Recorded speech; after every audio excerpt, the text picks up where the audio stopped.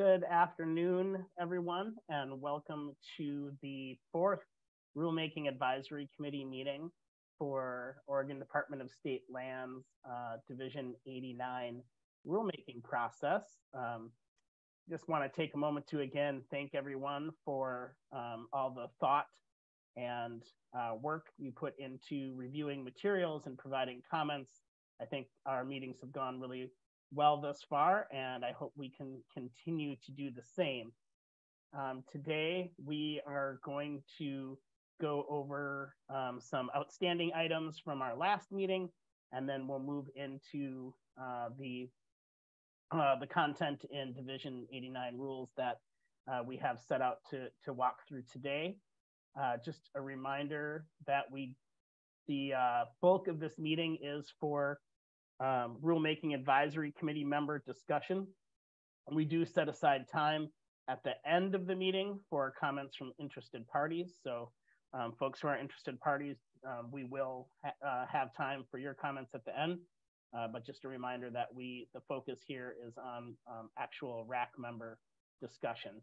So we'll go through those items and then kind of wrap up with a summary and talk about next steps at the end of the meeting.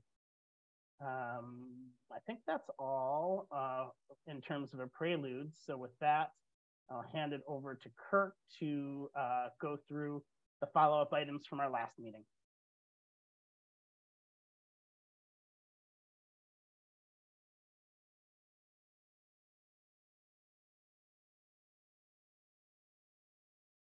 Thank you.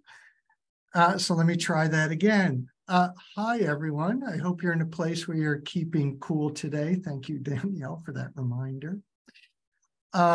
So for the last two meetings, or at least for the last meeting, I've put together a sort of a summary of your comments log that kind of briefly describes how we chose to address the comments you gave us during the meeting. So I've done it again here for our meeting number 3. It's just sort of a cheat sheet. Sometimes it's easier to look at this than to look at the rule itself, especially over time. The number of track changes can start to get pretty overwhelming, I know. So this might be a cleaner way to look at it. So I just wanted to review this with you real quickly, just as a refresher. So last month, we talked about the minimal disturbance in essential salmonid habitat, GA. And we spent some time specifically talking about beaver pond levelers and exclusion devices. These are sort of non-lethal devices or ways to address damage that's being caused by beaver dams without having to kill those beaver. So we'd like to facilitate some of those non-lethal methods. So we added this activity. Our original proposal for this activity that I believe it was going to be 4 cubic yards individually and 10 cubic yards cumulatively. ODFW came back with some concerns and they proposed 1 cubic yard individually, 3 cubic yards cumulatively. After some substantive discussion, I felt like we fell to a sort of a medium place that I think we had agreement on, but I just want to make sure. And that was that we would propose it at 2 cubic yards per site or 5 cubic yards cumulatively for the total of a project. The other thing that we did there was a concern from ODFW that these devices be seen as temporary. They should not stay on the landscape forever. They're not really intended for that.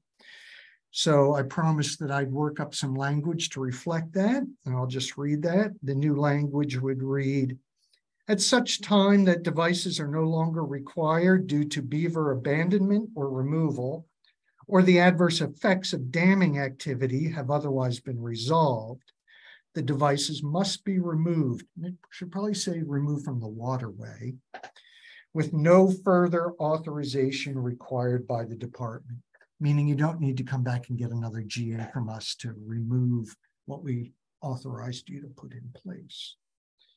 So I'm going to stop there and just make sure that We don't have any dissenting opinions on that.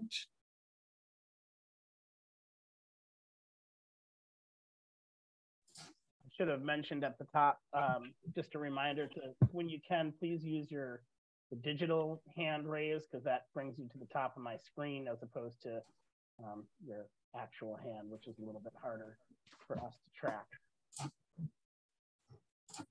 Any questions or comments for Kurt?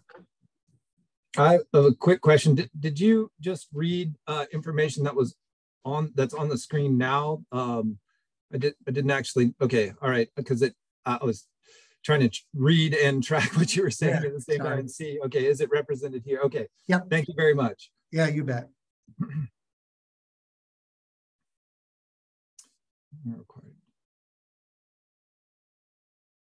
Okay, I'm going to go ahead and move ahead then.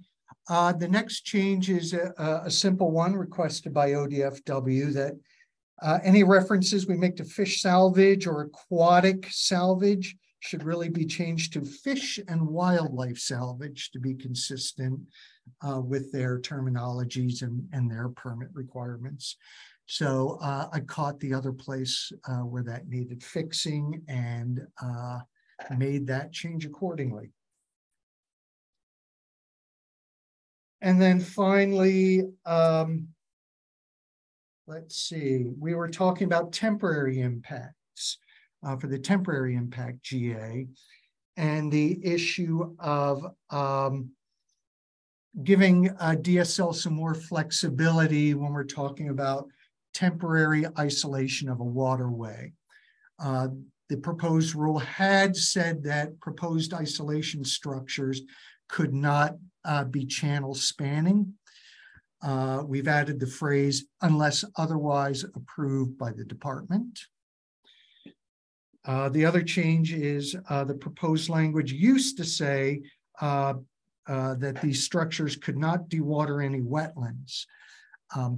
However, temporary impact to wetlands is allowed under this GA. So we added the additional statement, unless otherwise approved by the department, as an eligible temporary.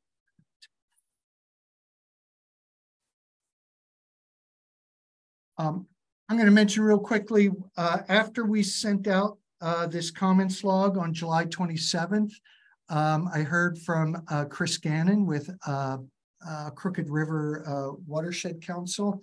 He offered up one other proposed edit. So in the spirit of transparency, I'm going to review that with you. Chris thought that we should better explain the use of the term spud pile. So I did tweak the language in rule just a little bit. So this is not on the form. Yep. So the first time that we use the term spud pile, we include the following statement in parentheses. Piles driven into the bed of a waterway to provide stability for a barge during construction activity. There we go. Thank you, Danielle. Great. So, oh, sorry, Kurt, go ahead. No, I was just going to say, thank you, Chris, for catching that. I think that was a good idea to define that term. So does anyone have any questions or comments or concerns about those final two items from last meeting, or the clarification of this definition that Kurt just went through?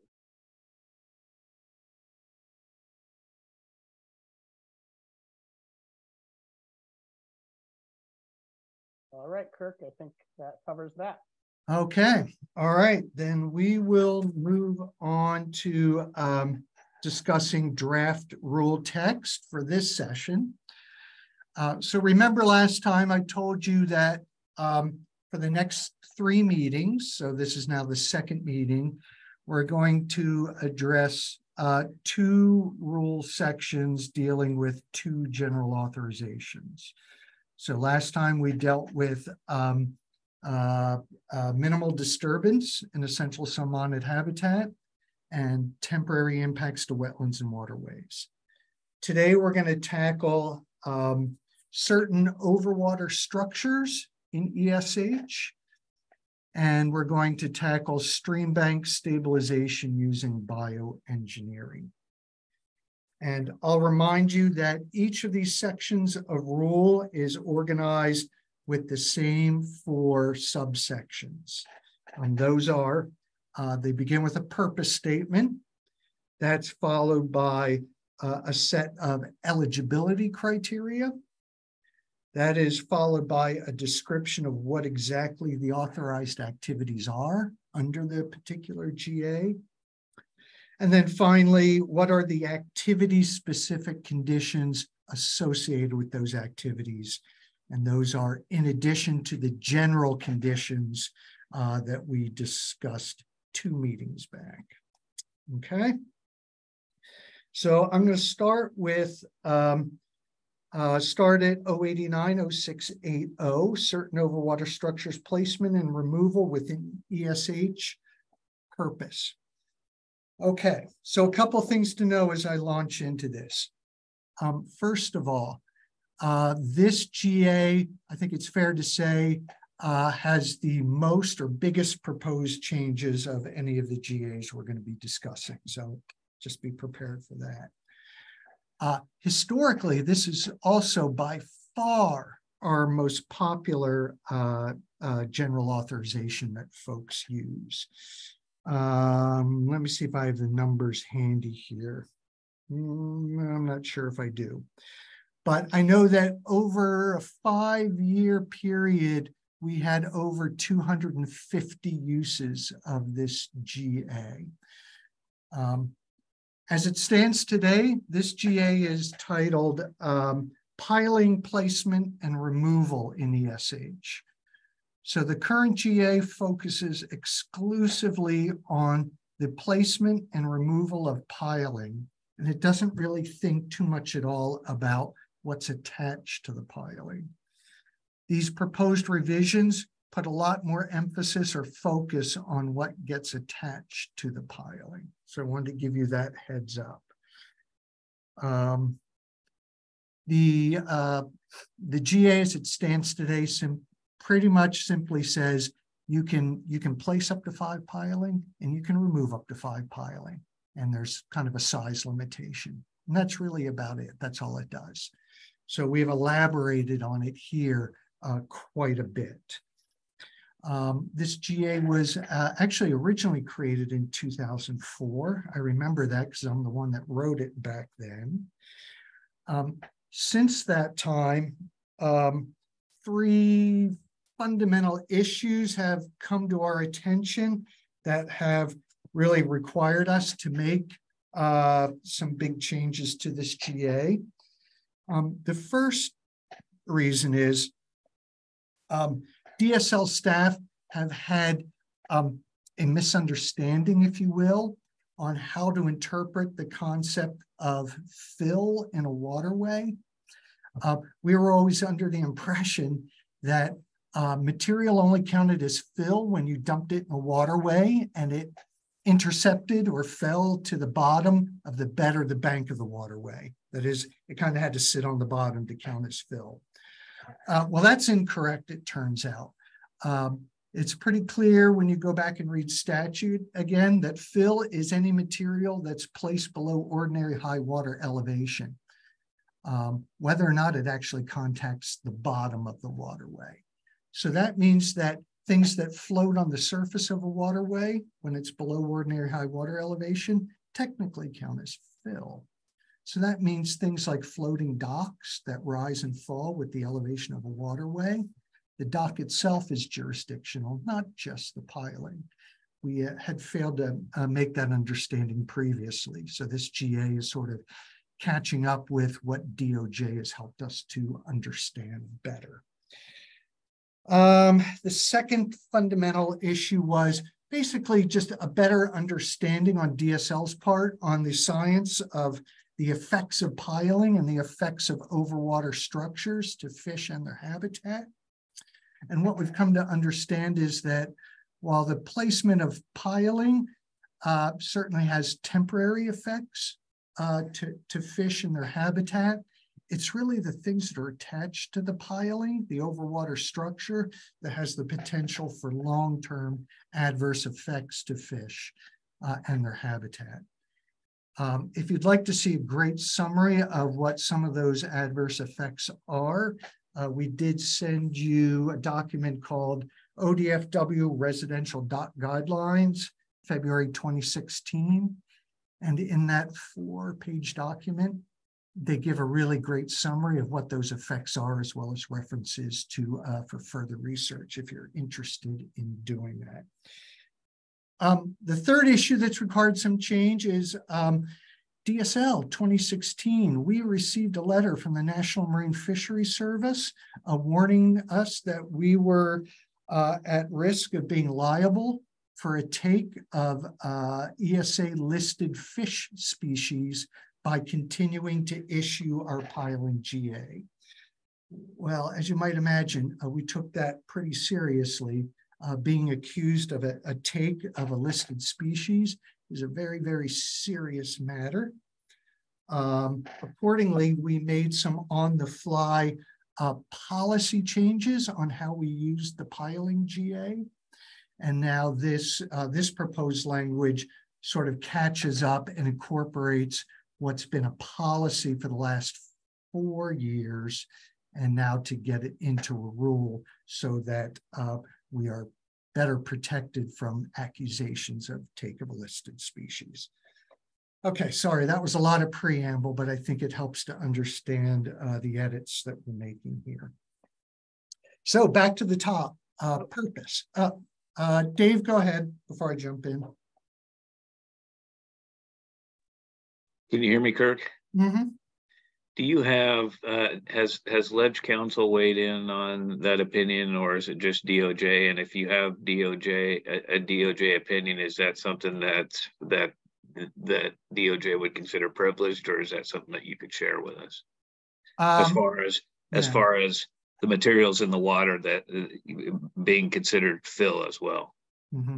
So let's see, as far as materials in the water being fill was a email from DOJ to DSL.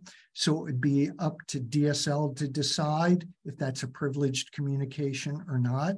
So I'd need to check with my superiors, Dave, to see if that is.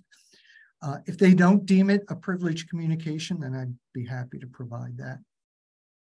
Yeah, I'd appreciate that. And if you could let me know either way, okay, that would be great. Yeah, let me find a good place to make a note of that. So that is.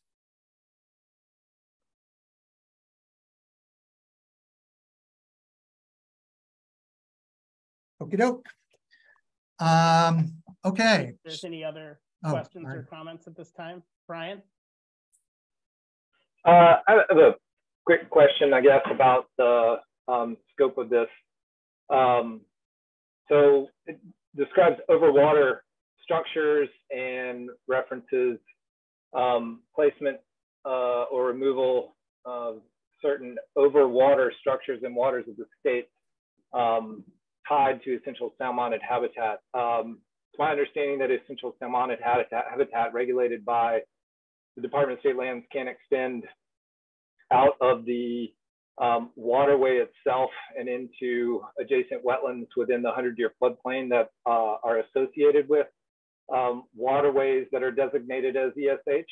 And so I'm not clear on whether or not structures over wetlands within that are associated with ESH within the 100-year floodplain would also be able to utilize this general authorization, such as a trail moving through a wetland that's within the 100-year floodplain of an ESH waterway. Gotcha. Understood, Brian.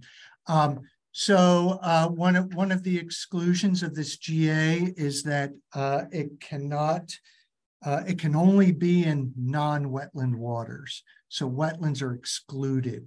And the reason why wetlands are excluded from this GA is that the placement of piling, anchors, and structures over a wetland may be subject to compensatory wetland mitigation.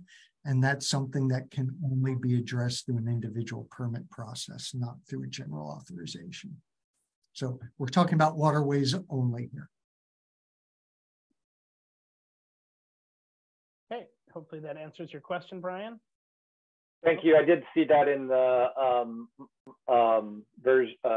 section 2, I guess 2D now. In it excludes from activities in non-wetland waters. I apologize for that. No worries, no worries. So the only substantive change in the purpose subsection is we added that same sentence that we're adding to every GA, just basically advising folks that, hey, if you need to have a temporary impact in order to do your overwater structure placement, that you can stack this GA with a temporary impact GA to get yourself completely covered. So that's all it says. I'm going to assume there are no questions on that. That appears in every GA now. So next are the eligibility requirements. So placement removal of overwater structures, including piling or anchors. So anchors is something we never really thought about when we first wrote this GA. So you'll see plenty of places now where we add the term anchors as an alternative to piling. So otherwise, for the purpose statement there, we're simply just discussing in broadest terms what's covered. You see the next big change is we deleted sub 2 there. Sorry, go back up for just a sec. The green deletions. We didn't delete it, we just moved it to another part of the rule. So you'll see that a little bit later. The big change in this subsection is under E. By deleting that phrase, it means that this GA can now be used in tidally influenced waterways. As it stands today, the piling GA cannot be used in tidal waterways, which, as you can imagine, severely restricts its usefulness. The sub F and paragraph 4 that you see deleted, they're not really deleted, they're just moved to a different part of the rule. You'll see them in a little bit. So I will stop there and see if there are any questions on eligibility requirements. I think they're fairly straightforward.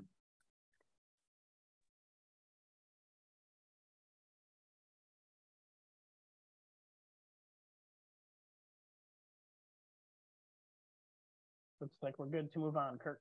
Okay, all right. So we're going to talk about authorized activities now. So the lead-in sentence now reads, it's a new statement. Eligible projects are limited to the following. For 1, 2, and 3, docks and structures may be affixed or anchored below or above the ordinary high water line or highest measured tide line. So we had to add that in part because we have started to see a lot more application from folks for floating residential docks that are tied off to a tree or something else above ordinary high water elevation and have no piling at all and have no anchors at all. And folks think because of that, they don't need a removal fill permit, but that's not the case. If their dock is floating on the waterway and the waterway is below the high water elevation, which it's going to be some part of the year, it's going to be jurisdictional. So that's why we had to add that statement. So the first activity is placement, modification, and removal of residential docks. And we'll talk a lot more about that in the next section. Piling or anchor replacement for existing non-residential, i.e. commercial or institutional, docks and other overwater structures. Third is seasonal placement and removal of public recreation structures. So that one's brand new to us. That was never envisioned in the original GA that there would be such a thing. So we picked it up here. We've started to see more proposals for that. And the last is derelict piling removal, which was allowed in the old GA. The old GA allowed most of these activities, but always with the limitation of no more than 5 piling. And you can see that down below where we deleted the text about the number of piling installed and number of piling removed. We're going to address that in the next subsection. But I'll stop there. So far we've just identified the 5 activities without talking in detail about them yet. But Chris has his hand up. Yeah, thank you. I'm wondering about the residential dock section 1. Does the modifications imply sort of repairs of existing as well? Would that sort of be included? So we're going to get to that, but I'll go ahead and answer because it's really coming up next. Okay. It's talking about modifications that would add piling, remove piling, or increase the surface area of the dock. If you're just replacing your boards or your grates or your floats, we don't care about that. It's when you start making it bigger that we got to look at it. John, go ahead. Yeah, maybe I missed this, but the modification of non-residential docks, is that what you just mentioned? Because that, why miss that out, or why remove that modification wording? So when it comes to non-residential docks, so they are never going to be below ordinary high water elevation, right? They're going to be on piling and they're going to be affixed to those piling.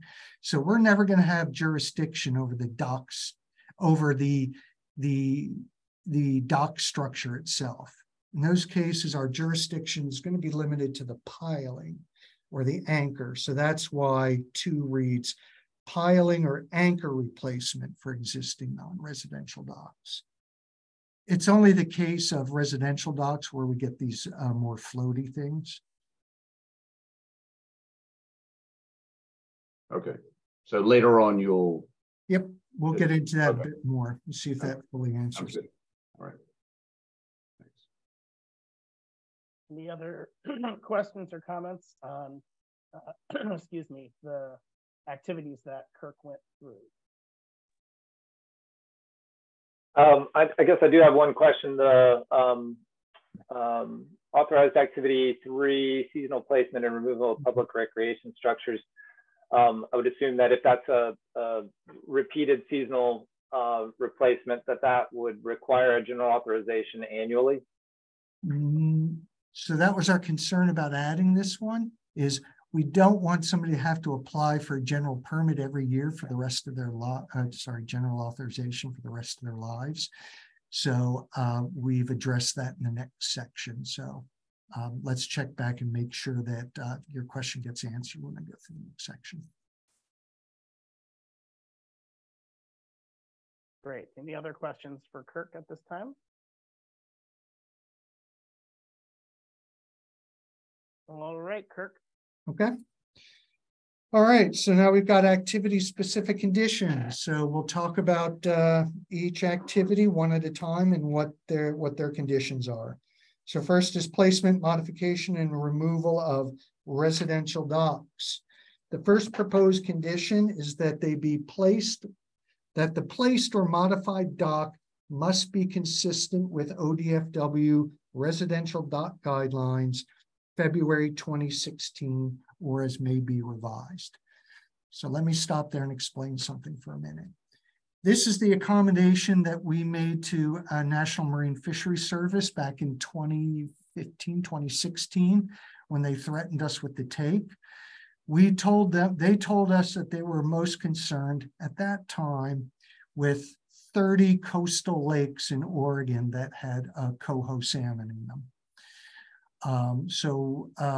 As a policy, what we told them was we would no longer issue general authorizations for residential docks in those 30 lakes if those residential docks use the ODFW guidelines. And NIMS agreed not to pursue a take with us if we adopted those guidelines.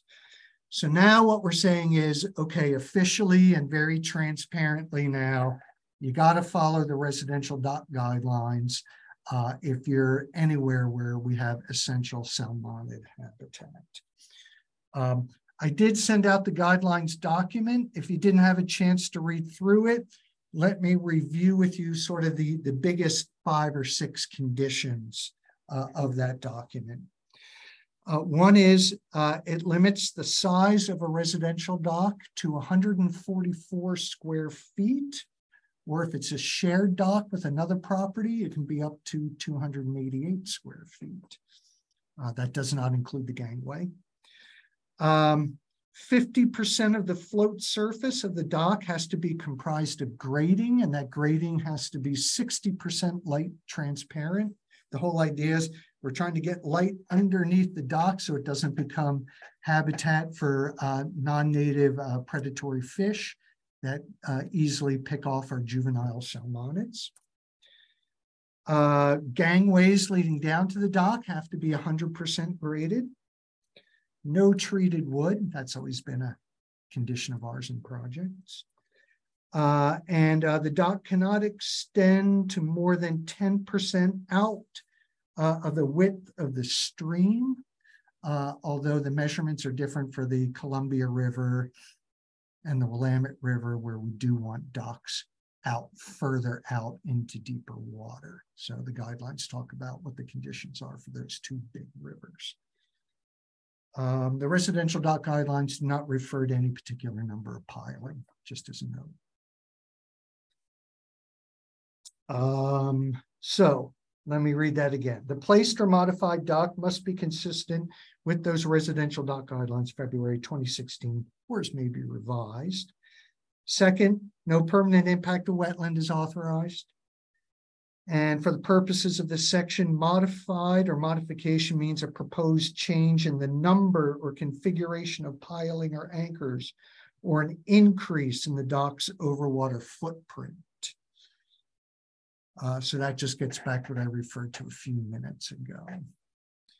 Hey, Rachel, we're really focused on RAC members for until the time for interested parties at the end. So please hold your question, or you can send it to me in the chat and I'll make sure we get to it. Thank you. I'm going to stop there because that is fairly meaty with the inclusion of the residential dock guidelines, and see if there are any immediate RAC questions, comments, concerns. Dave, go ahead. Kirk, does ODF NW have jurisdictional authority to issue to codify their guidelines and actually make them rules with teeth, or are they looking to you to do this otherwise, to avoid a potential take from the feds?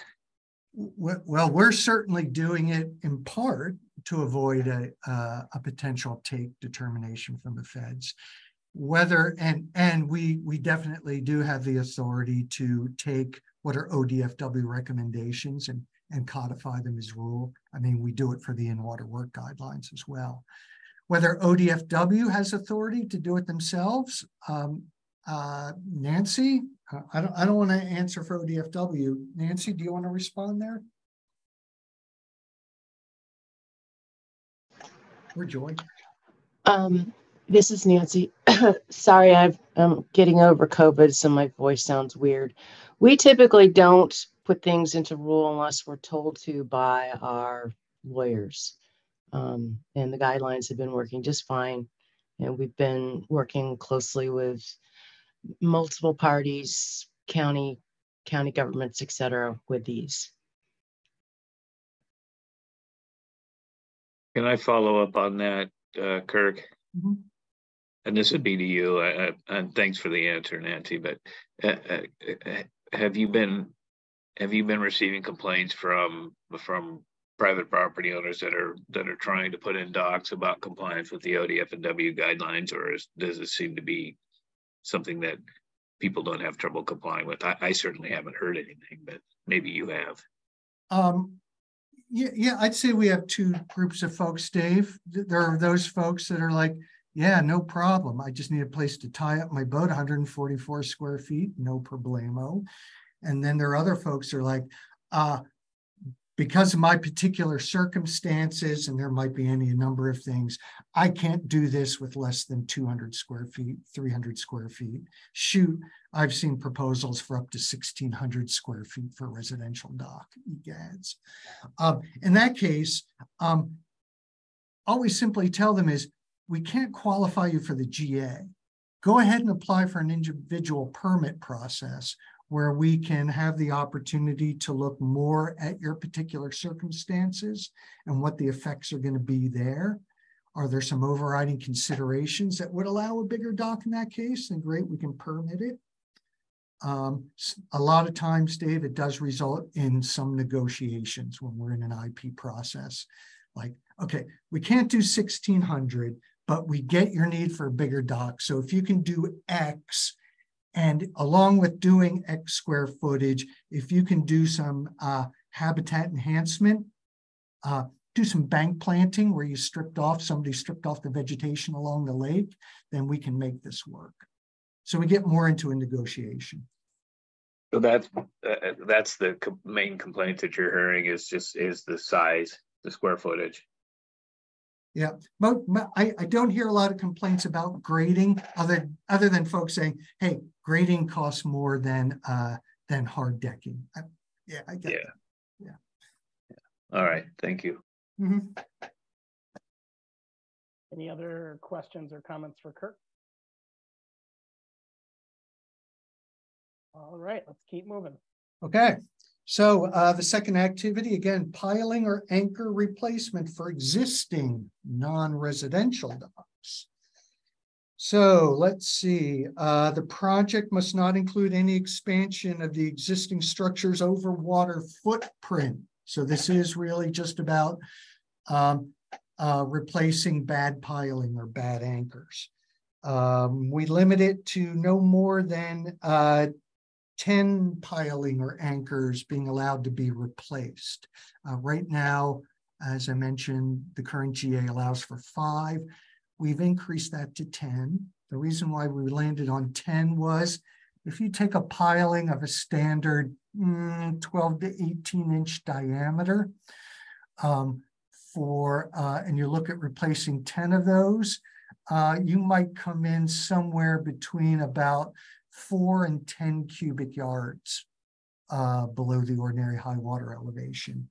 And that's what the minimal disturbance GA allows that we talked about, between 4 and 10. So it's kind of nice to have that consistency with the other GA. So that's how we kind of landed on 10 piling. There was a little math involved anyway. No permanent wetlands impacts. And that is it.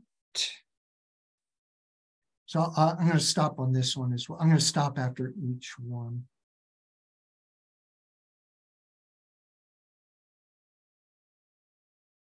All right. So I'm going to add a little footnote here, something I need to think about a bit more. So just a heads up for you all. It's conceivable that replacing 10 piling that are 24 inches in diameter, which is the biggest piling you can use under this GA, it's possible that could get you to over 50 cubic yards of removal and fill. So we might need to think about this GA applying outside of ESH as well, so that folks that have 10 really big piling that they're replacing, but they're not in ESH, that they could still use this GA. But I just thought of that this morning. I just did that math. So I'm going to need to come back to you guys next month and really think that through a bit more. So just a heads up for now. Okay. Third is a seasonal placement removal of public recreation structures. So these are things like What we really have in our heads are floating swim platforms.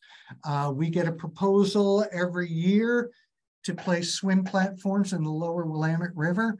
I don't know if we got one this year with the toxic algal blooms everywhere, but we also get them quite often in some of the coastal lakes and non-coastal lakes as well.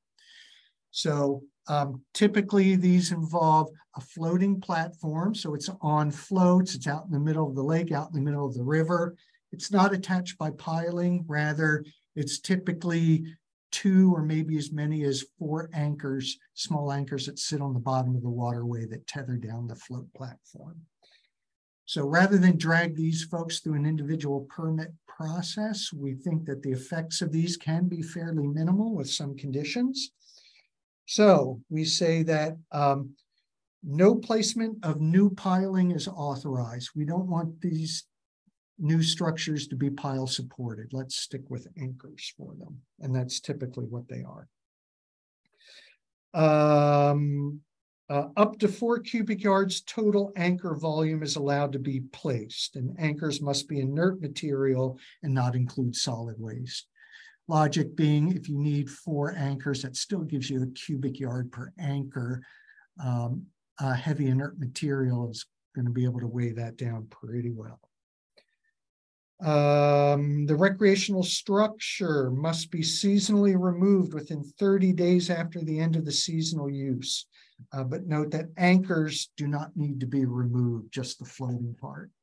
Reason why we didn't want anchors to be removed is it's just sort of repeating an impact over and over. When you pull an anchor at the end of the season, then you place it the next season, then you pull it again, then place it again. You're just repeating a temporary impact that we wanted to avoid. So once you have authorization to place the anchor, it can stay there, but the floating part has to be pulled out. No permanent impact of wetlands is authorized, and that word piling at the end, there's a typo that'll be deleted. So this is not a super common activity, but it's enough. We're seeing it enough that we thought it warranted throwing it in to be covered under this GA. So again, I'll stop there for any comments on that activity. Oh, I'm sorry, one more thing real quick. Emphasis on public structures. What we don't want to be creating an incentive for a whole bunch of homeowners to be floating out their own swim platforms out on the lake. Then we're just sort of getting an end around on the whole residential dock issue. So we want these to be public structures for use by the general public. Any questions or comments for Kirk on this one?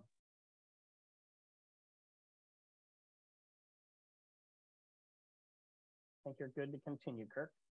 Okay. 4 is placement and removal of navigational aids. That's already authorized under the current GA. The only thing we did was we increased it from up to 5 piling to up to 10 piling per project is authorized. Still no impact to wetlands allowed. So otherwise it's the same. Ditto with derelict piling removal. The only change now is, 2 changes, sorry. One is we're proposing allowance up to 10 piling rather than just 5, but we are requiring that if a hole is going to be left after you pull out a piling, requirement that it be backfilled with sand or other native material. That's always a condition of our individual permits that involve pile removal, so we thought it prudent to include it here as well. So I'll stop there. I think some folks were going to have a comment on this one. Go ahead, Nancy. So there were 3 of our districts that were very supportive of having upwards of 50 derelict piles removed because of the benefits to our ESA fish. And Nancy, it might be worth stating briefly, what are the benefits to fish by removal of piling? I don't have anything prepared, but basically any additional structures that were not native to an area should be removed. Changes the hydrology of the system. And they believe if you were to remove those, to make sure that the only thing that's put back is native soil into those areas. So what's our wording now? In the backfilling of sand or native material, native sand or other native material. Yeah, that's good. Okay.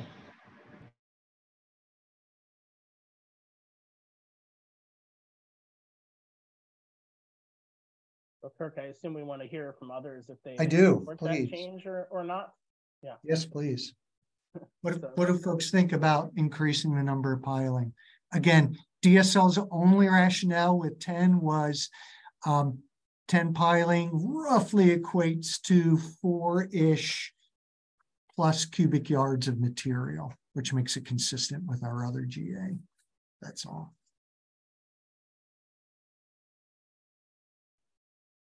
I would say that anything that supports enhancement of waters of the state should be facilitated as much as possible. So piling removal, unless demonstrated to be an adverse effect, should be supported as much as possible. Okay. And I'll go ahead and answer Rachel's question because it's a good clarifying question. These are any piling, no matter what their historic use was, residential, commercial, institutional. If they're derelict, then they are ripe for use here. Go ahead, John. Yeah, just to voice my support for more than 10 piling. We've had projects in the Columbia with, treated piling, treated wood that have been more than 10. And if we could have got a GA for them, fantastic. The environment is better for it. Okay. I will note to folks, and John knows this, we will on occasion get proposals for removal of up to 600 and 700 piling, which is great, But when you start disturbing that much sediment, potentially contaminated sediment, yeah, we really need to take a closer look through the IP process. But Brian? So far, I'm not hearing anyone adverse to 50, but 50 piling. Go ahead, Brian.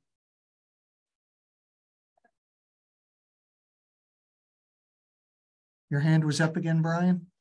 Brian Cook? I apologize, I was on mute. It seems like an opportunity, giving the department an opportunity to authorize additional piling removal where it seems appropriate would be beneficial. And so adding in language, unless approved by the department, may give the department flexibility to authorize more where it seems appropriate.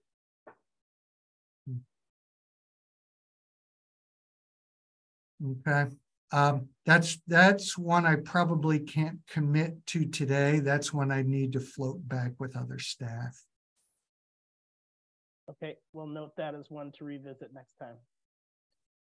Okay, so I'm not hearing anyone adverse to 50.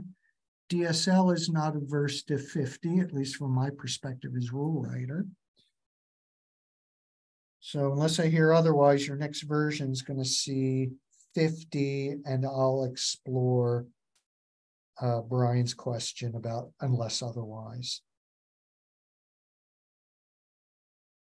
Not seeing any other hands, Kirk, so I think that sounds right.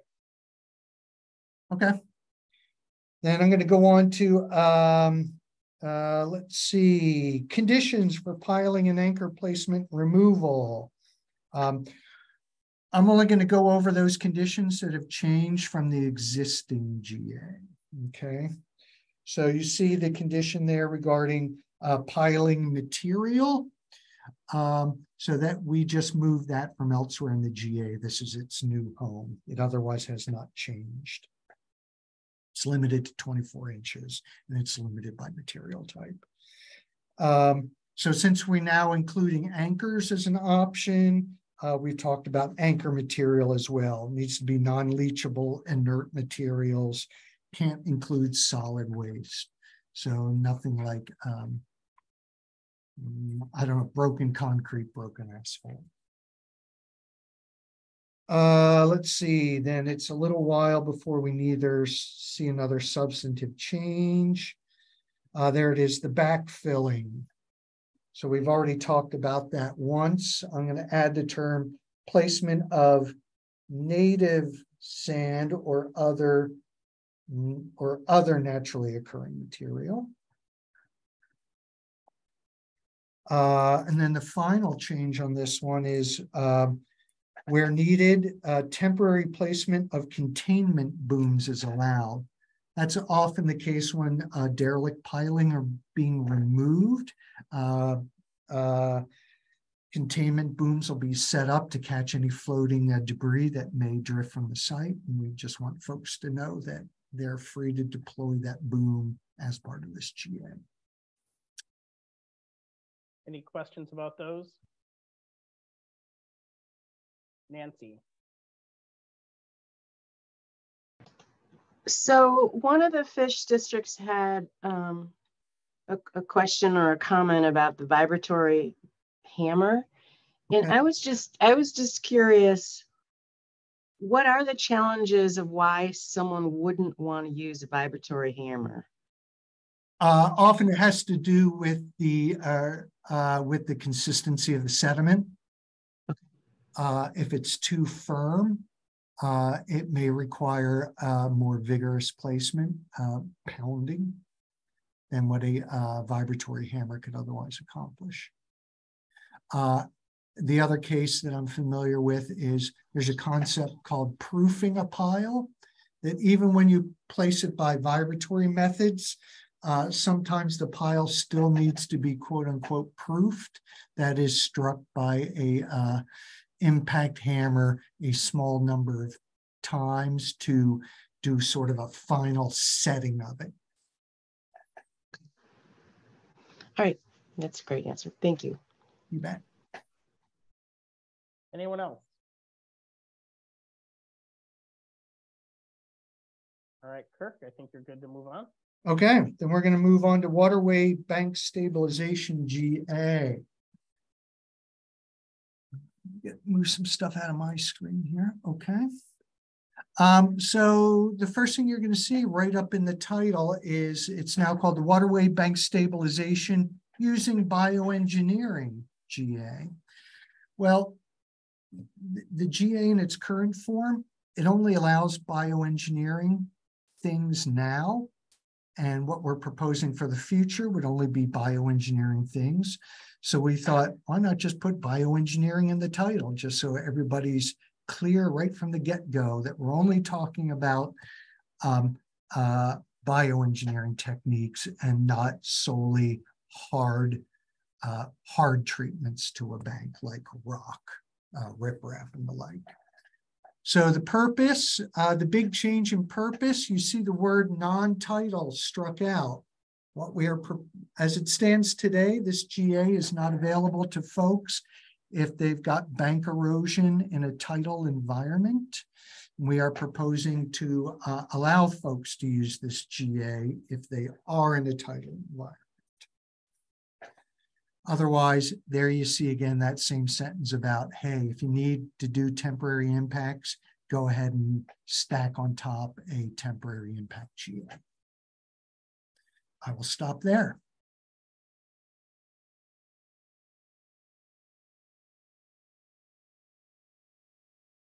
Any questions or comments for Kirk? Looks like you're good to continue, Kirk. Okay. Eligibility. This might be the shortest section of rule in Oregon government. It's one sentence, and all we did here was struck the word non-tidal. And we clarified waters to mean waterways. That's it.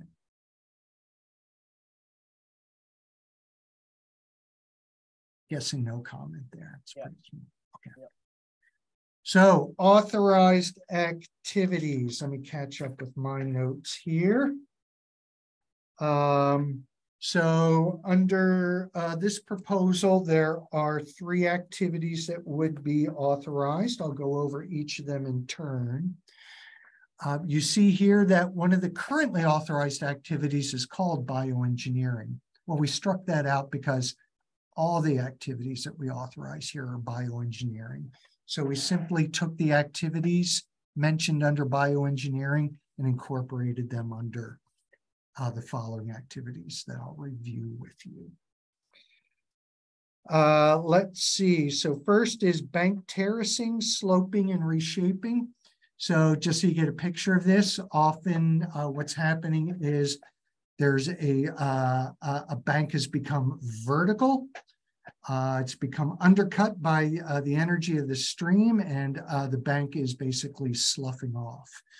This GA would allow you to lay back or terrace or slope or shape the bank to basically, what would that be? Decrease that angle of repose, it's called, so that the energy of the waterway is spread over a larger surface area, so to reduce the erosive forces.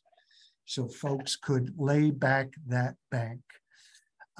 And that activity would include associated placement of biodegradable erosion control, things like jute fabric and the like to help support or slow down that erosion temporarily.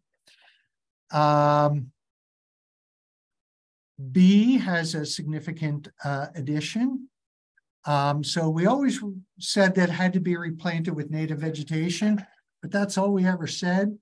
So we wanted to be a little more prescriptive or a little more explanatory, but not be overly prescriptive with it.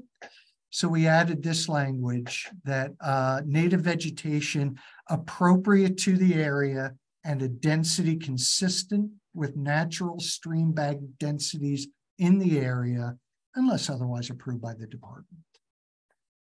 Because sometimes it's not possible to achieve those densities. And then the third part is planting of the native vegetation must be completed before the next growing season after establishment of the new contours, and irrigation must be provided as necessary until the vegetation is established. So we didn't specify an exact date of when the plants had to be in the ground. We did get a comment from the RAC that we did include back in the general conditions that did establish the end of February as the required date. I personally would not be opposed to making a more specific date here, like February, unless otherwise approved by the department. Brian. I support having more flexibility than prior to the next growing season, if provided by the specificity that you mentioned. Much of the plantings that happen are occurring in that January, February timeline, and in much of at least Western Oregon, the growing season may not stop and is definitely happening in January. So I feel like there's a substantial limitation to revegetation based on the current language associated with the growing season. And I'd recommend something like, I would even push for March as a date to allow for plantings to occur in January and February. Thanks, Brian. Chris? Right. My concern for the language here is that in some parts of the state, for these kinds of projects, the ground can still be frozen all the way through March, in fact. So maybe I'm reading this wrong, but are we trying to get them in sooner than February in the proposal? Well, right now it's Brian's proposal, so. I'm sorry. So what I think Brian's saying is get them in the ground by February, or he caveated that with possibly March. I will say that regardless, that's why we included unless otherwise approved by DSL, recognizing that in some places, especially higher altitude environments and further Eastern Oregon environments, the planting season does occur much later than February or March. Right. Thank you for that accommodation. Maybe one other quick comment. We talked about irrigation must be provided as necessary. I guess I wonder, should we also include or consider including control of non-native weeds, for example? Well, let's put that out on the table. So I'm hearing we've got two proposals. One from Brian that would be more specific to state what I heard as by March, unless otherwise approved by DSL. And this condition would also require a non-native weed control until native plants are established. So if anyone has wants to speak in support or against those proposals, again, if we don't hear from you, we assume that you have no objections to those modifications.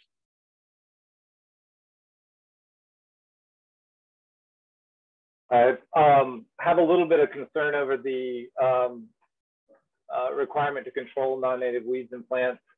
It feels like it may be difficult to achieve because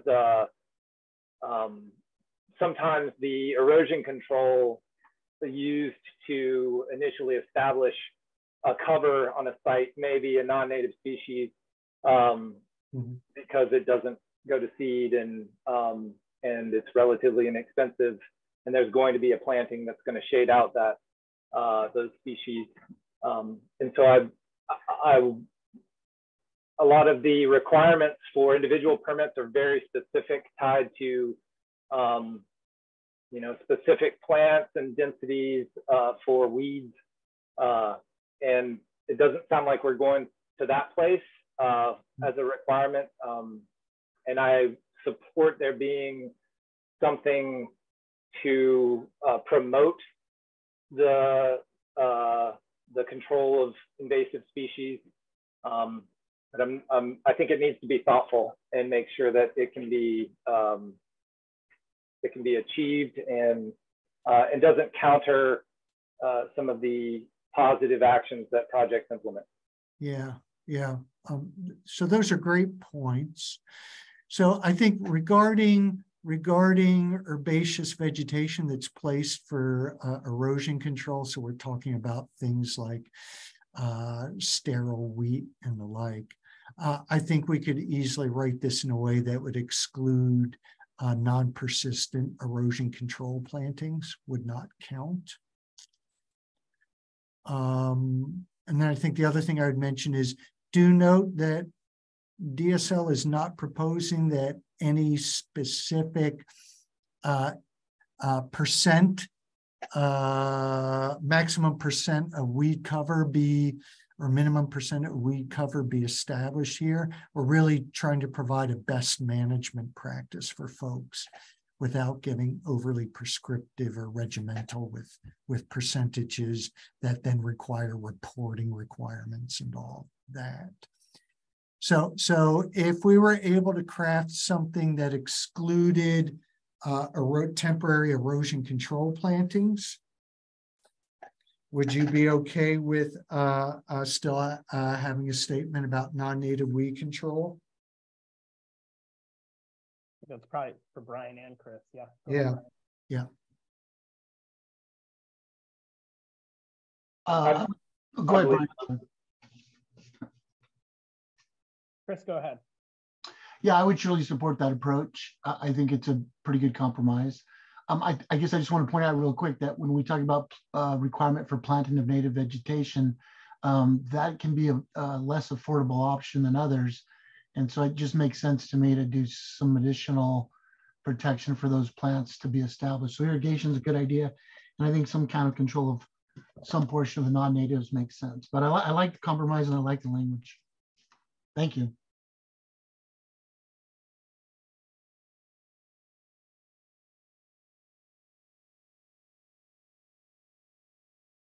Any other comments out there?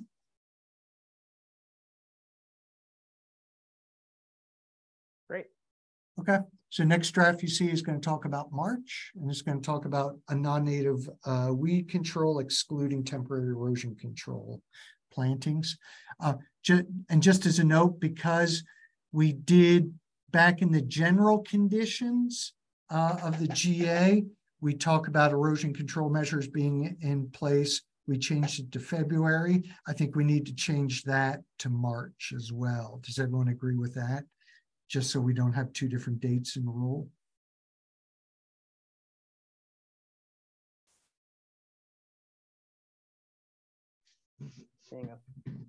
Chris, go ahead. I just like the later the better, later the better. Yeah, understood. Okay. Okay, good. Okay. Let me see where I left off here. Planting. Yep. Oh, so we deleted sub C. If fabric is necessary, no petroleum-based fabric is allowed. While that's true, we are deleting it. My comment for the rationale for that deletion was incorrect. I misunderstood staff's comment. What staff meant by deleting that is we're already very clear elsewhere that this is using bioengineering, that we're using native materials. We do talk about fabrics being allowed elsewhere, just not petroleum-based fabrics. That's really the point of this. With the caveat that remember our general conditions do require erosion control, and erosion control might include silt fencing. Silt fencing does typically involve petroleum-based fabric. So we would allow that in this case. That would be the only allowed use of the petroleum-based fabric would be for a temporary erosion control. Brian, do you have a question or a comment? I do. It actually wanted to catch it before we moved on to number 2. So I don't want to interrupt this flow for this one. If anybody has any specific things about this, about C. Questions about C? All right. So Kirk, how do you want to handle this? Do you want to, Brian, you wanted to say something before we start to go through number 2? Yeah, it just pertains to 1A. So I just wanted to touch on that before we moved on. All right, go ahead. Naturally slopes within the Tualatin River watershed may be greater than a 3-to-1 ratio based on watershed characteristics, like the types of soils that we have, a location in our waterway and location in the waterway. Additionally, designs need to have slope flexibility across the design profile, since it's important to support construction of a slope that ties into the surrounding banks without a huge variation in slope along the treatment reach. Fabric encapsulated soil lifts are an example of bioengineering that can stabilize slopes greater than 3-to-1, as well as EnviroLock blocks for 1-to-1. So I recommend revising the condition to average slope must match or be less than existing site conditions immediately upstream and downstream of the proposed bank terracing or sloping activity location. So essentially just trying to get some flexibility for projects where that incorporates actual on the ground design and construction considerations. Okay. So what I think I would be comfortable with is something along the lines of slope must not be steeper than 3-to-1 ratio unless native slopes adjacent or within the project area are of a steeper slope.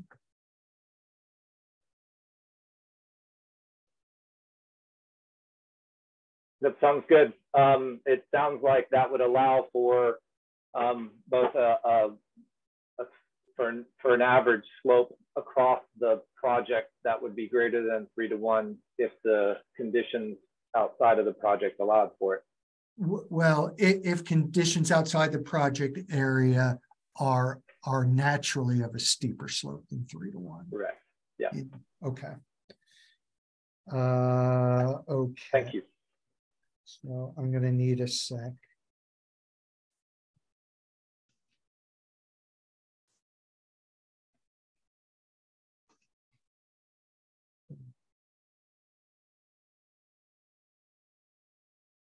Okay. Anyone take issue with or have any objections to that modification?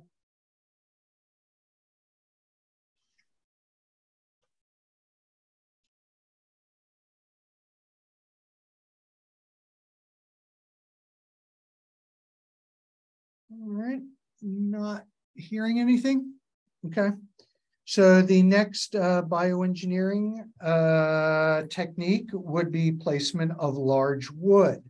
That is allowed now in the current GA. We're just adding some more guidelines for folks.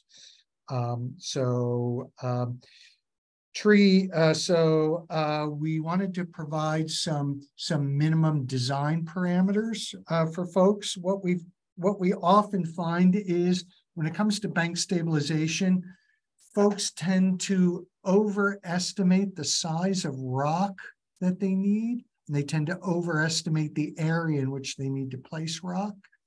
Conversely, when they're using large wood, they tend to underestimate the size of the large wood they need.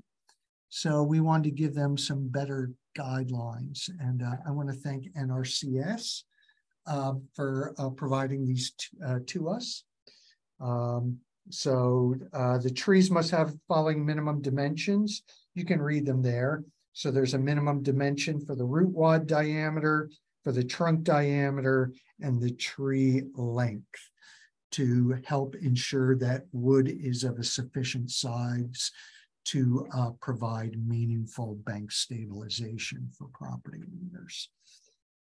Chris has his hand raised. Yeah, go ahead, Chris.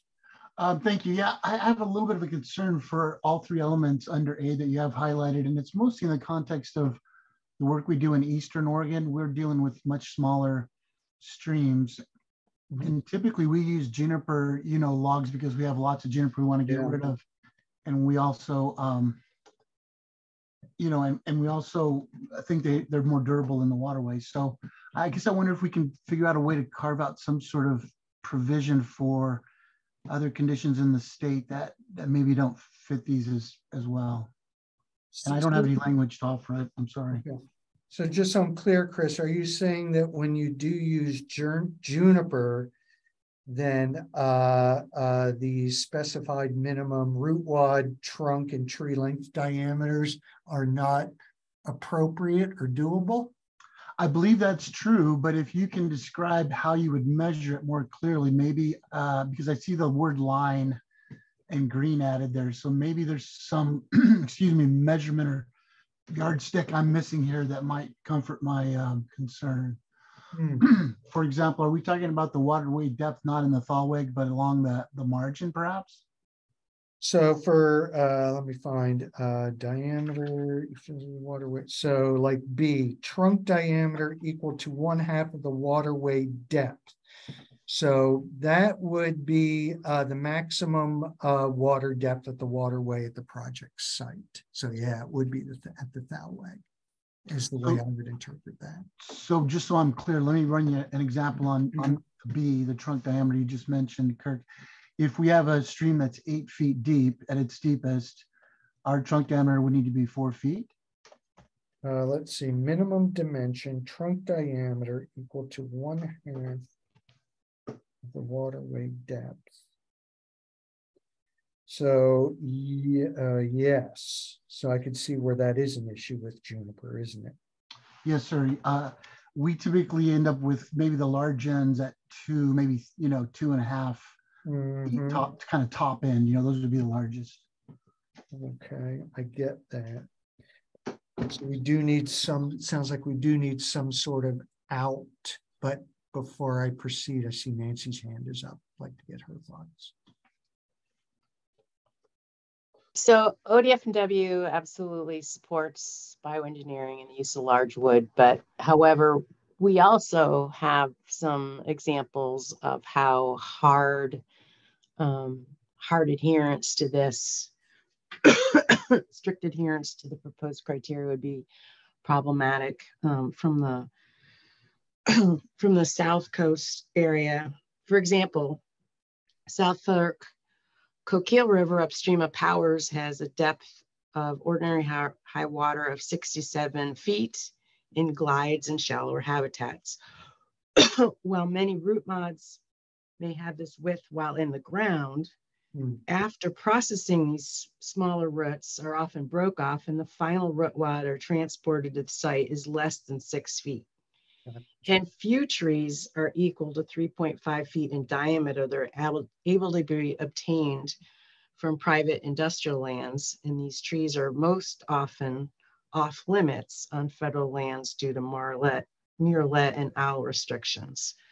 So our Charleston ODF&W recommends reducing the requirements for A to half ordinary high water depth for root wad and tree diameter to a quarter of ordinary high water depth.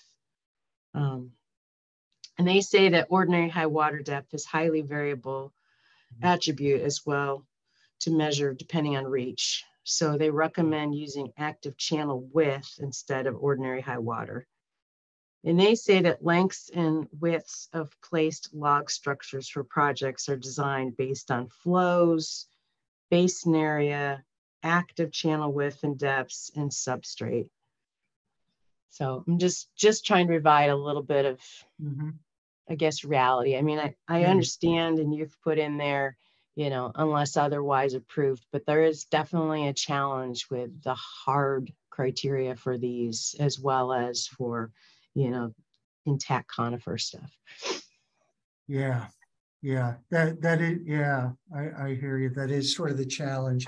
We want to provide some better guidance to folks and yet recognize that, my gosh, there are just so many differing conditions out there where these criteria wouldn't make sense. And they felt that this strict elimination could limit the use of general authorization to place wood in the larger streams because of this. Okay, well, we wouldn't want that. Kirk, is this one to come back with a revised recommendation at the next meeting? I think so. So Nancy, you had read some proposed language that maybe you could email to me after the meeting. Would that work? That I could consider or start from? Or drop in the chat, and I'll note that. Yeah, either way. Nancy still did note a concern with using ordinary high water depth as well. So yeah, I think that's why I think there's multiple things maybe to revisit here. Chris?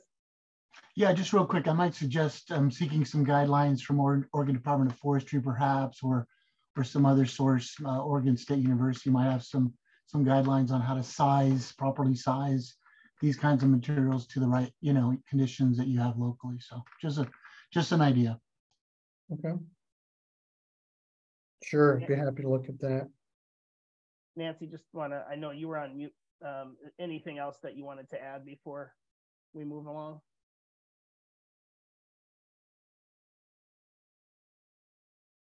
Okay.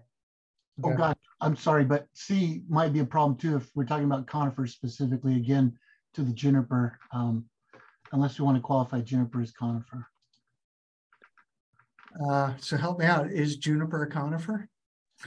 It's an evergreen for sure. I think, you know, probably we could squeeze it into that conifer definition.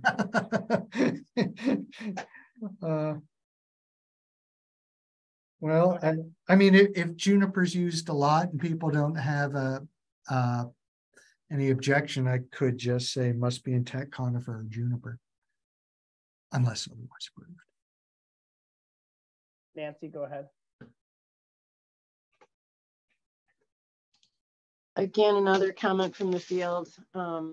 It says many ranch projects designed by ODF&W involve using available trees on site and often include hardwood tree species such as maples, oaks, and even madrones. Additionally, while conifers have more longevity in the waterway than some other tree species, the alternative tree structure and decay timelines often offer benefits to the ecology of the stream. Okay. Great. So anything you can share with Kirk by email would be great, Nancy. Okay. Tommy? Yeah, I'll send those later.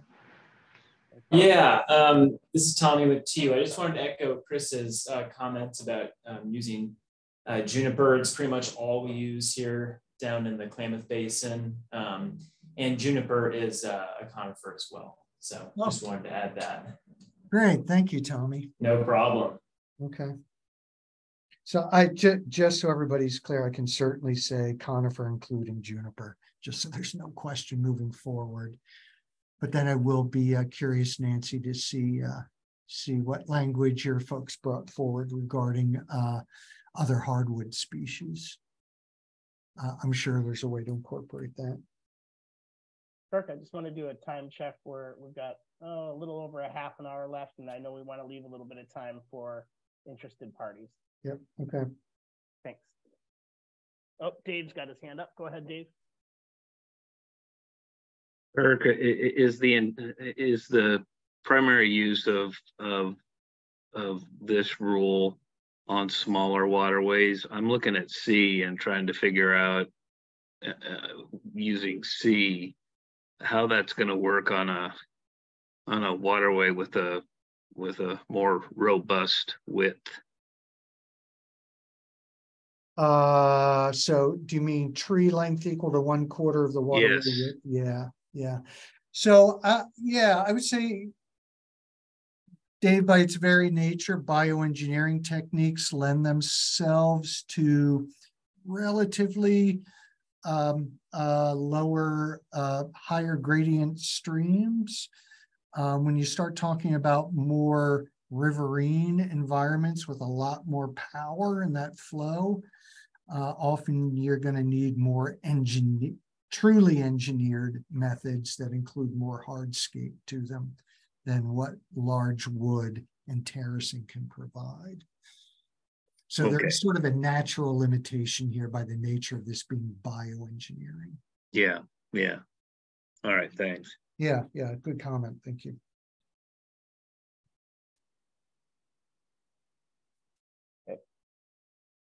Okay, then I'm going to move on to sub D, which talks about if fastening of the large wood is necessary. So we used to allow smooth single string wire. We are proposing to delete that. In DSL's staff's feedback was that their field monitor and literature review shows that even single strand wiring can create snagging, entrapment, lacerations, and other hazards to aquatic life. And they would really like to see this limited to pinning, that is using rebar driven through the large wood pieces to tie them together. Biodegradable rope, our staff never thought that was a good idea. If it's biodegradable, well, it's going to degrade and then your anchoring system is lost.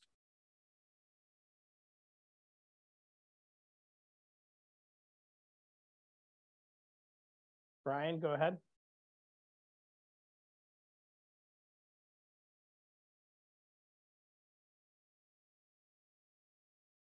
You're on mute, Brian, right now.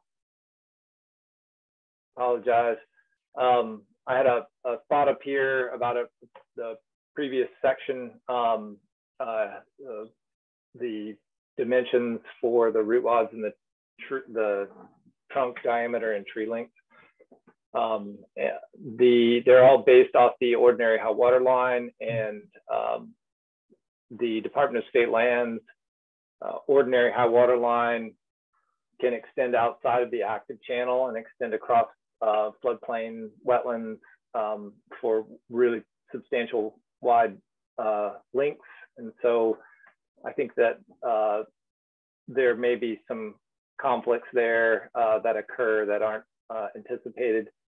A lot of the times it is limited to the active channel, but I have several instances where that's not the case. And so I would, I'm not sure exactly what to replace that language with that would support consistency with other language that the department is using.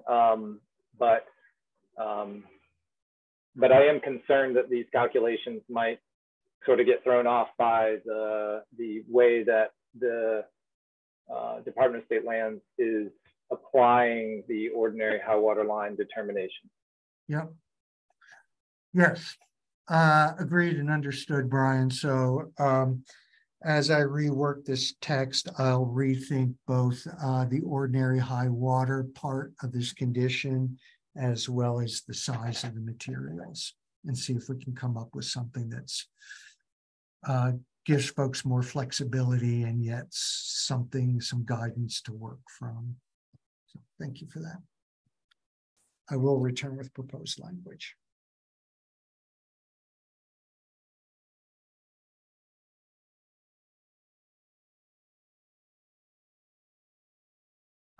Beaver Dam analog structures. That's next month. So the next activity you'll see is actually deleted, engineered log jams. We never get proposals for engineered log jams as a bank stabilization activity by landowners. We often get them though as a waterway habitat improvement activity. So we simply moved engineered log jams out of stream bank stabilization and into waterway habitat improvement. So you will see that language come back next month. The third activity is log tow placement. The only change there is staff wanted me to define what base flow means because not everybody understands that. So I included a fairly layman's definition of what base flow means.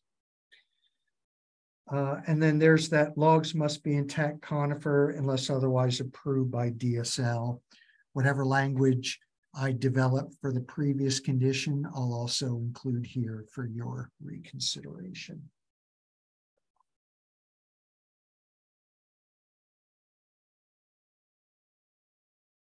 Okay, and then finally, for authorized activities, we used to authorize porous weirs as a bank stabilization method. That never made a lot of sense to me and to some of us here at DSL. Just so you know, porous weir, sort of envision a really, really low profile dam made out of rocks or cobbles that are not in any way cemented together. So water can leak through them, and typically there's some sort of notch in them. The purpose of them being to help sort of redirect the main flow or the thalweg away from the eroding bank more towards the center of the stream. We've taken it out of here. We have put it into the waterway habitat improvement GA. So you will see this language come back next month. Any comments there?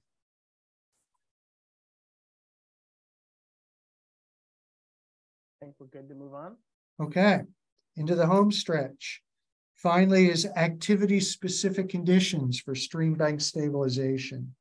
Again, I'll just go to the main changes. Under 2A, ballast, use of rock and gravel for ballast, meaning to hold down large wood pieces so they don't float away. Only the minimal amount necessary may be used. So that's always been a condition, and we've added to it, and it cannot function to armor the bank. We kind of get a lot of that. Folks that'll lay down a large piece of wood along a bank, and then they'll put 700 class riprap along the whole length of the log, saying that's their ballast. Well, that's riprap. You're now armoring the bank. That's not really fair. So we want to be really clear with folks what we mean. And just to put a finer point on it, 2B, riprap and rock toe placements are not allowed. This is bioengineering. E we deleted, but we didn't really delete it. We just moved it down a little bit. So we'll see it in a minute. Chris has a question. Oh, yeah, Chris. Oh, yeah, I'm sorry. If I could, under C there, rock must be placed in a way to minimize adverse impacts to the active channel. I wonder if we should also consider the immediate downstream bank itself. That's typically where, you know, rock place tends to eddy and create sort of hydraulic problems for the next landowner or the next section below. So I just wonder if that should include something like that. I certainly don't see any harm in adding that. I can't tell you it's already part of the evaluation that our ARCs do. Okay. They're looking at these proposals, but there's no harm in being explicit with folks that that is a good and worthy thing to be looking at. All right, sorry, I missed what the recommendation is to add. So we would add, after the term active channel, we would add and downstream stream bank. Yes, thank Or you. something very close to that. Yes, very close.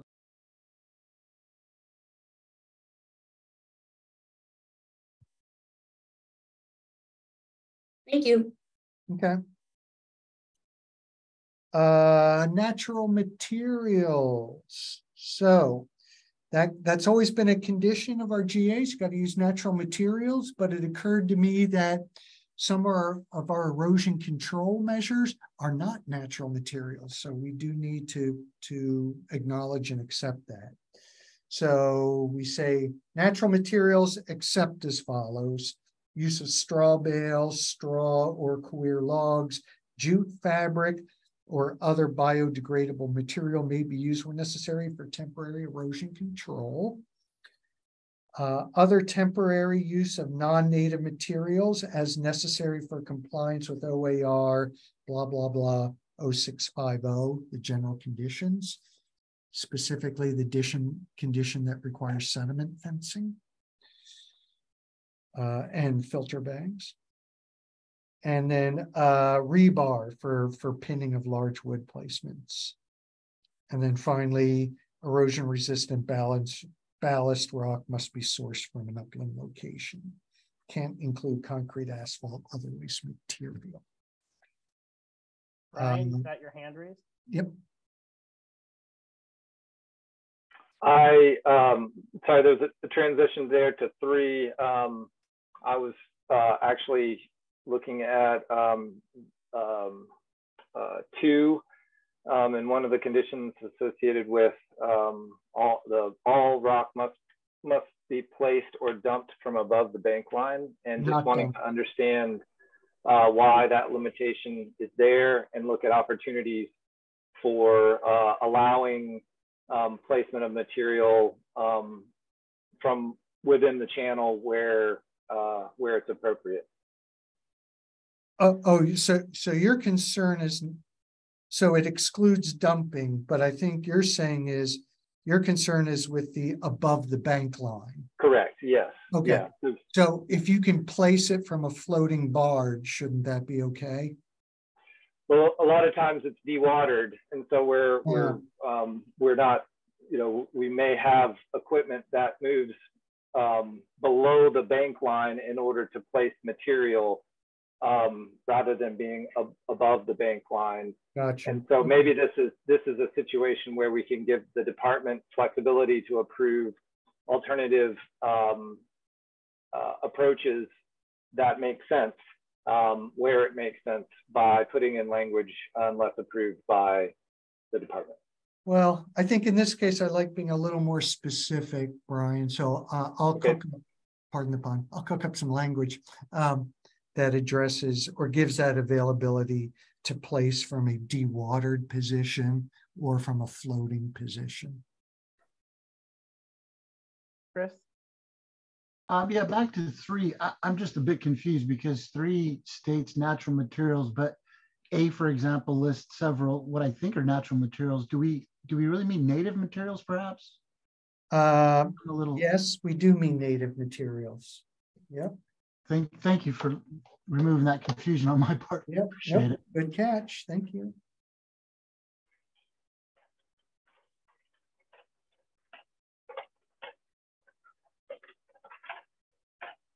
Sorry, I guess under B we might have the same need for a change, non-native materials. Yep. Thanks. See it. Okay. Brian, did you have anything else? I do not. I'll turn off, lower my arm. Thank you.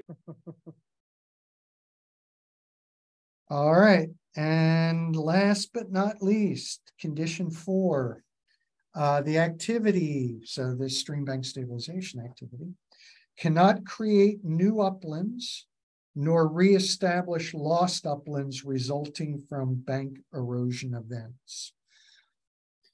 So if your objective is to reclaim land that you lost from a flood event, well, that's an okay thing to propose, but not through a GA process, because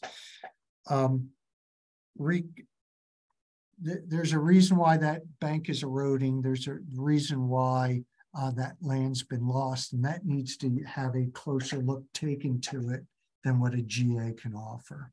The GA is really about trying to slow down the loss of any further land and to protect structures, not to reclaim land.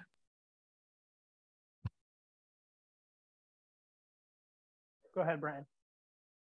I am thinking about the sanitary infrastructure and how the channelization and removal of vegetation in urban areas has caused substantial loss of bank structure and function, and how that may affect utility structures. And it sounds like, based on what you just said, that the reestablishment of say original bank contours around infrastructure would not be allowed under this general authorization, because it would result in restoring previous contours around infrastructure. Is that correct?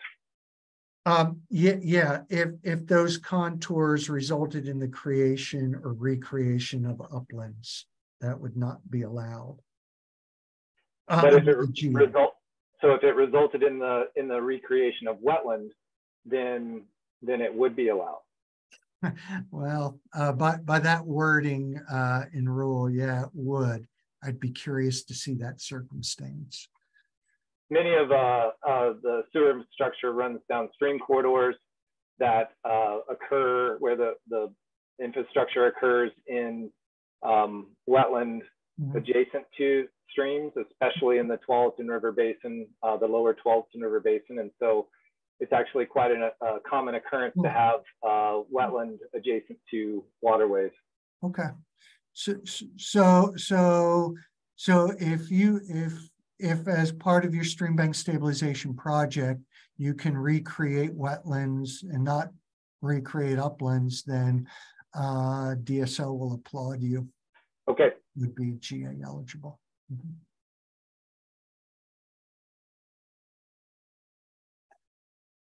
Wow, 2 minutes to spare. Good time then to check in and just make sure we don't have any other questions or comments from the group before we move to interested parties. Any other RAC member questions or comments? Thanks again for all the great questions throughout today. I think they're really helping to make the rule strong. And you got something, Kirk? No. Okay. Yeah, they're really helpful in refining some of these areas. Danielle?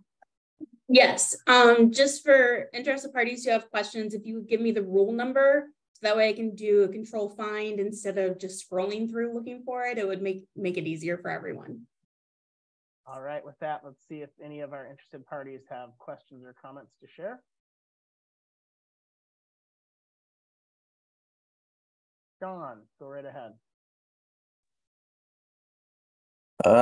So I don't have a rule number off the top of my head for you, but it's regarding the seasonal removal of recreational structures for public. Mhm. Is there any way we can make that language more specific? So my example would be, we have a couple floating restrooms at some facilities. Would that require like a GA? So to do what with a floating restroom?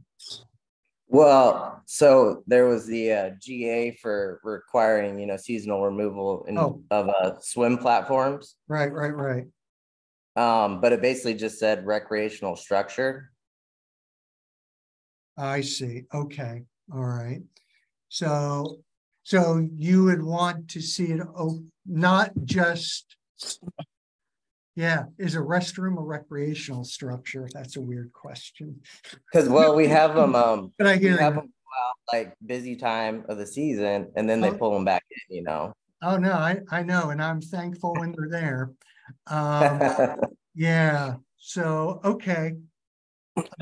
Let me think about that a little bit, Sean. I totally get it, and I see the value of it. I just want to make sure that there are no unintended consequences here by adding floating restrooms. Or maybe we can do recreational parentheses, including floating restrooms or something like that. Thank you, And Sean. I also just want to make sure it doesn't include like when facilities like pull in their docks for the season too. Can you elaborate a bit? Well, because you have like recreational structures. Now the public boat docks are not supposed to be recreational structures, but they're used as such. Oh. Yeah. Right. That's certainly not the intent. That these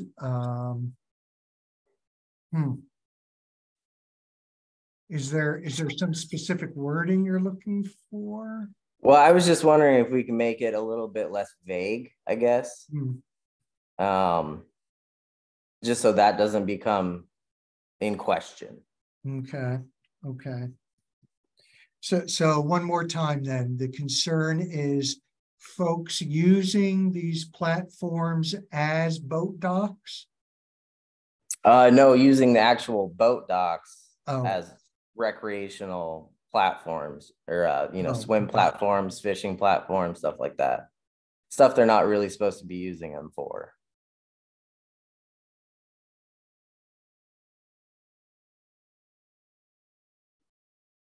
Okay. I might need to talk with you offline just a bit more, but I absolutely. In general, thank you, Sean. Any other questions or comments from interested parties?